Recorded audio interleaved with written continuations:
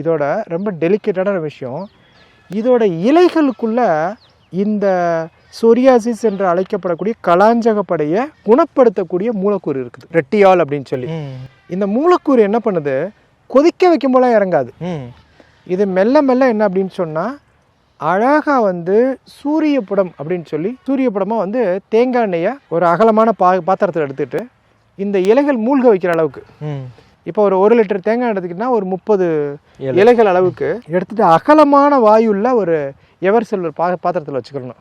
பாத்திரத்தில் வச்சு இதை இப்போ மாடியில் வைக்கிறோம்னு வச்சுக்கோங்களேன், சூரிய ஒளி நேரடியாக விழுகணும். இது 5 நாள் தயாரிப்பு. ஆனால் இரவு வேளையில் என்ன பண்ணக்கூடாது, அதை வந்து உள்ளே விடக்கூடாது. இரவு வேளை பனி வந்து அதன் மேலே விடக்கூடாது.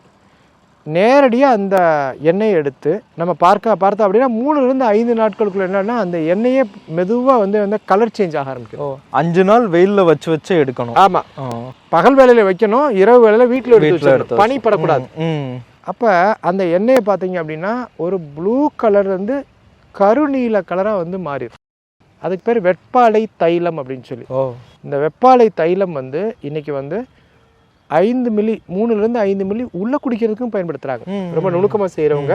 ஆனால் மேலே வந்து எல்லா விதமான தோல் நோய்களுக்கும் குறிப்பாக கலாஞ்சகப்படைகளுக்கு பயன்படுத்தக்கூடிய இந்த வெப்பாலை வந்து சோரியாசிஸ் ட்ரீட்மெண்ட்டில், அது ஆயின்மெண்ட்டாக இருக்கட்டும் ஆயிலாக இருக்கட்டும் எல்லாத்துலேயுமே பயன்படுத்துகிறாங்க.